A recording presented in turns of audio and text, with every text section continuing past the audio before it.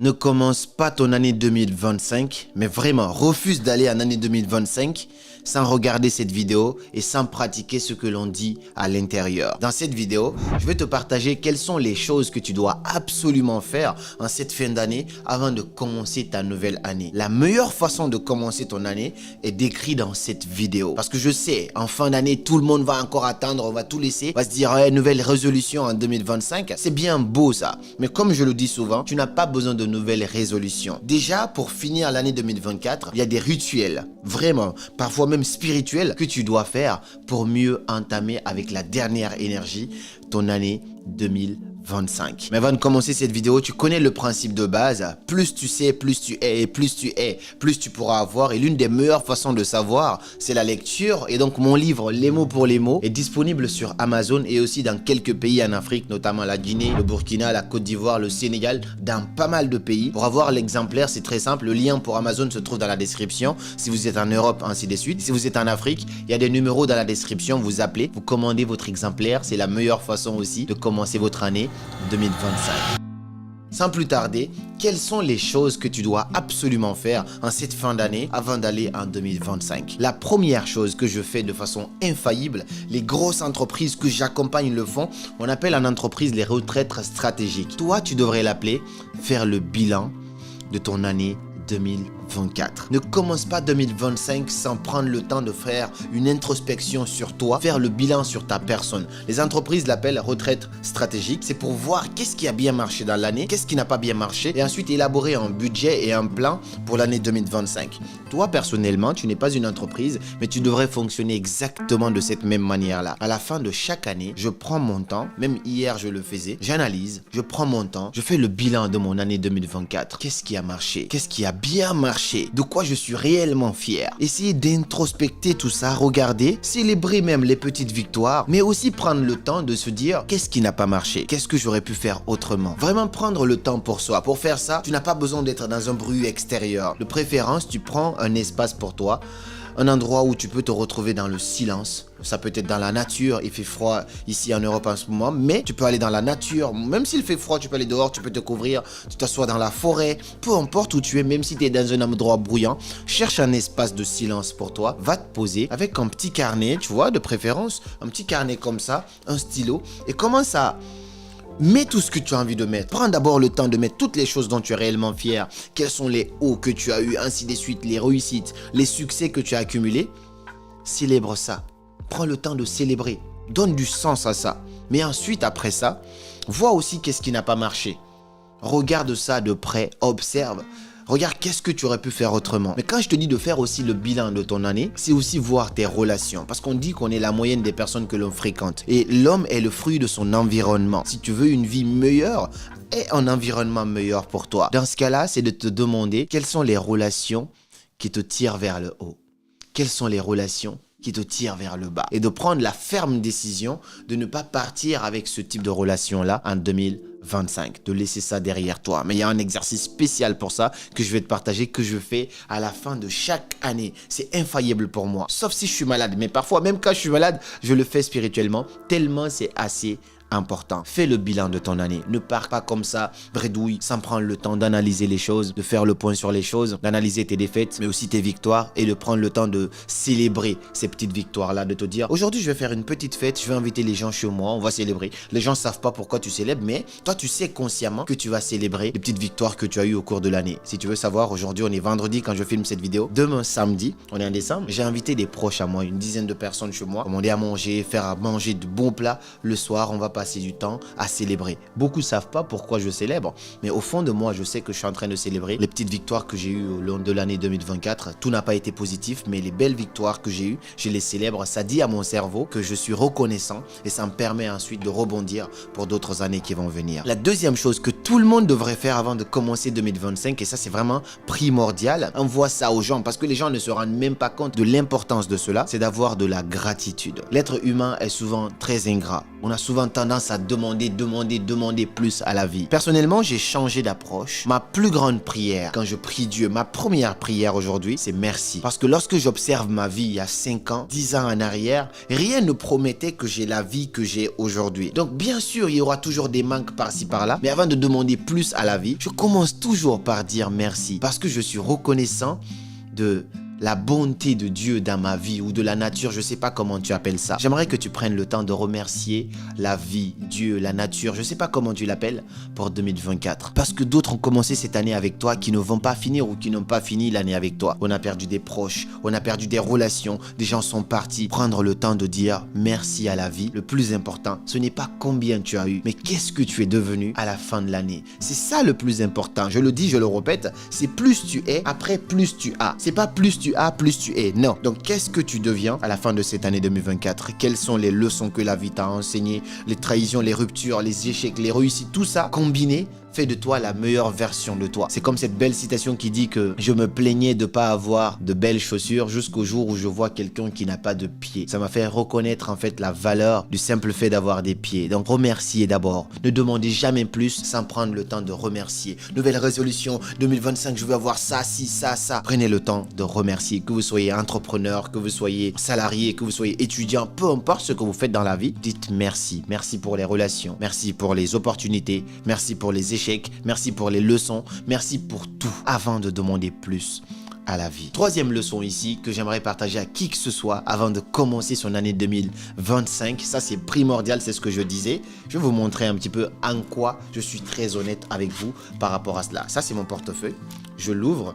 Il y a forcément une petite poche quelque part avec un petit bout de papier. Ce petit bout de papier, je le sors, vous allez voir. Dans ce petit bout de papier, il y a marqué ici 2024. Je vais vous expliquer déjà comment je fais ça. Donc, c'est un petit bout de papier où je mets tous mes objectifs de l'année 2024. Là, j'étais tellement motivé que j'ai mis 2 petites pages. Mais après, c'est une petite feuille. Ce que je conseille à qui que ce soit de faire, c'est que vous devez déjà avoir ça avant d'être là où j'en suis là. Avant d'être même devant cette vidéo, vous devez avoir ça. C'est-à-dire, au début de chaque année, vous devez mettre vos objectifs. Mais avant de faire ça, je vais vous donner l'exercice en complet. Ça, c'est des choses que je partage en formation, en conférence. Je vous fais ce cadeau-là parce que j'ai envie d'être très généreux, parce que c'est mon retour aussi petit à petit sur la chaîne. Et donc, c'est quoi? À la fin de l'année, avec des amis si tu veux, avec ton amoureux ou ton amoureuse si tu veux, prends le temps de prendre une feuille, de noter, ça c'est vraiment ce qu'on appelle la partie spirituelle avant de commencer ton année. Tu vas noter sur une feuille tout ce que tu as envie de laisser derrière toi pour l'année 2024.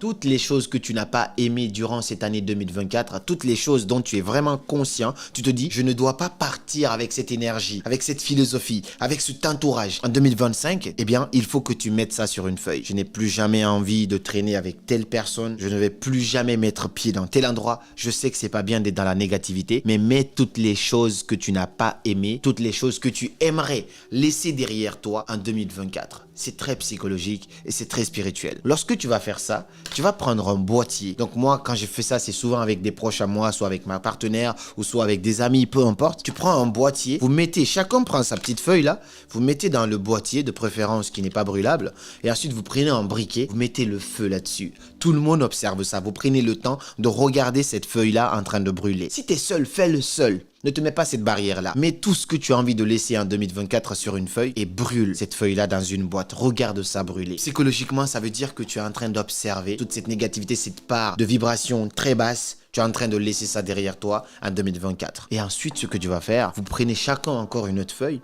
et là, tu vas mettre des choses que tu aimerais avoir à la fin de l'année 2025. Donc, quels sont tes objectifs sur l'année 2025? Là, on est dans quelque chose de smart. Ça veut dire c'est mesurable dans le temps. Tu sais que c'est d'ici la fin de l'année 2025 que tu aimerais atteindre ça. Je ne me permets pas de citer, mais tu vas mettre ici tes objectifs financiers, tu vas mettre tes objectifs relationnels, tu vas mettre tout ce que tu aimerais, même la couleur de cheveux de ta future partenaire, tu peux mettre là-dessus. Tu essayes d'être dans la loi d'attraction, mais là, c'est dans la loi d'attraction la plus concrète possible parce que tu ne dis pas je veux, j'ai. Est-ce que c'est différent? Oui.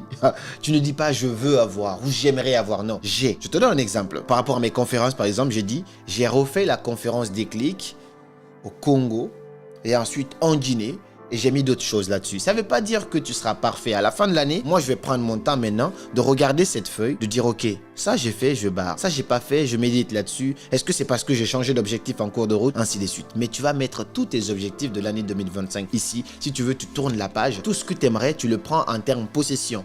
À la fin, tu vas écrire la date. Donc le 1er janvier, à partir de là, c'était minuit 26. J'étais dans un hôtel, je me rappelle, hôtel Voco à Paris. Donc tu vas mettre minuit 26, l'heure, l'endroit et tu vas mettre ton nom signé. Ça, c'est ton engagement pour l'année 2025. Voilà un exercice très puissant que qui que ce soit devrait faire. Et ça t'engage en fait. Et tu prends cette feuille, tu plies ça comme ça et tu mets dans ton portefeuille. Tu vas faire en sorte que chaque année, en tout cas chaque mois ou chaque 2 mois, tu sors ta feuille, tu regardes un petit peu pour voir où est-ce que tu en es par rapport à tes objectifs. À la fin, il faudra maintenant cocher ce que tu attends parce que tu n'es pas une machine. Personne n'attend les 100%. Personne, c'est des conneries. Tu vas voir un peu comment tu as évolué par rapport à tout ça. Ça, c'était la 3e chose qu'il faut absolument faire d'ici la fin de cette année. Et la dernière, elle est plus puissante. C'est un exercice que j'utilise avec les entreprises que j'accompagne quand je fais des interventions, aussi avec quelques clients à moi, des hauts clients à moi, des clients high level, et n'importe qui peut utiliser ça. Le principe est très simple. Normalement, j'ai besoin d'un tableau, mais on va imaginer, d'accord? On va supposer que ton objectif pour l'année 2025, c'est d'avoir 1 million d'euros ou 2 millions d'euros. Ce que je veux que tu fasses, là on est sur le financier, l'argent c'est important. Si ton but c'est d'avoir 2 millions d'euros d'ici la fin de l'année 2025, là on est encore en 2024, tu vas prendre 2 millions d'euros, tu vas l'écrire en grand. Une fois que tu vas l'écrire en grand, c'est ça la loi de la focalisation qui va combiner la loi de l'attraction. Ça veut dire que tu dois faire en sorte d'être focus à 100% sur ces 2 millions d'euros. Le nom de ton Bluetooth, de ton téléphone, tu vas modifier, tu vas mettre par exemple 2 millions d'euros. Il faut que tu sois tellement focus sur ça, mais c'est pas tout. Lorsque tu vas écrire en haut sur un tableau ou sur une feuille 2 millions, il faut que tu parviennes maintenant en bas à mettre des flèches pour te dire quelles sont les sources de revenus qui vont te mener à ces 2 millions-là. Il faut que tu listes toutes tes sources de revenus là-bas. Est-ce que, si tu es dans mon domaine par exemple, est-ce que c'est les conférences? Est-ce que c'est les formations en ligne? Est-ce que c'est les coachings? Est-ce que c'est les livres? Peu importe, tu vas mettre là-bas tes sources de revenus qui vont te mener là. Ensuite, il faut que tu évalues la capacité que tu peux générer dans chaque source de revenus pour pouvoir ensuite, la somme de tout ça, te mener à tes 2 millions d'euros. Est-ce que tu vois un peu l'exercice? C'est très simple. J'ai mis 2 millions.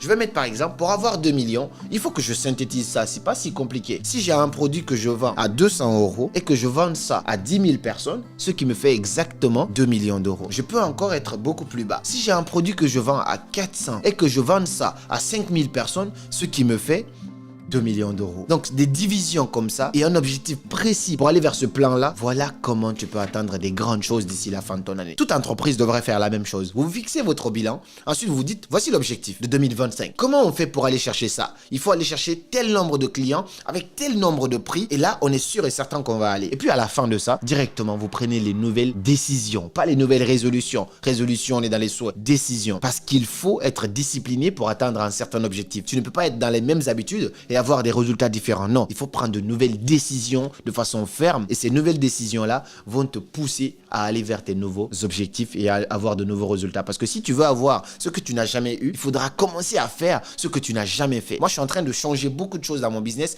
de façon radicale. Je vais vous présenter ici des choses en janvier 2025. On est en train de travailler là-dessus. Je ne l'étale pas encore, mais c'est phénoménal ce qu'on est en train de faire. Parce que si on veut avoir ce qu'on n'a jamais eu, on est obligé de faire ce qu'on n'a jamais fait. Voici un exercice très puissant que qui que ce soit devrait appliquer avant de commencer son année 2025. Cette vidéo, elle est offerte, c'est gratuit, c'est cadeau. La valeur qu'il y a là-dedans pourrait être donnée en formation où les gens pourront payer des 500, des 1000 euros pour participer. Vous l'avez gratuitement. Pour cela, la seule contrepartie, elle est très simple, c'est de partager cette vidéo à quelqu'un à qui ça peut vraiment servir. Ne garde pas une pierre précieuse comme ça pour toi toute seule. Partage la vidéo à quelqu'un dans un groupe auprès de ta famille. Fais en sorte que 2025 soit votre année à chacun de vous. Il suffit d'une simple décision pour 2025 pour faire de cette année-là ton année et l'année de ta révélation. Voici pour moi ce que je voulais vous partager dans cette vidéo. Je vous mets un lien dans la description qui vous permet de prendre un rendez-vous avec moi si vous voulez par exemple accéder à mes formations, soit sur la création de contenu pour lancer votre business grâce aux réseaux sociaux. Si vous avez aussi besoin de travailler votre art oratoire, on est en train de travailler sur un programme phénoménal qui va vous permettre de prendre la parole, de fasciner un grand public et même de devenir riche grâce à la parole. Comment mieux manier la parole, la communication, les clés, les bases fondamentales qui m'ont permis aujourd'hui de faire des centaines de conférences un petit peu partout dans le monde et aussi de remplir des salles de milliers de personnes. Je partage toutes ces clés-là dans cette formation. Ça va arriver très bientôt en 2025. Et puis moi, je vous dis à très bientôt pour une nouvelle vidéo. Et comme toujours, c'était Karamo. Suivez vos rêves. Ils connaissent le chemin.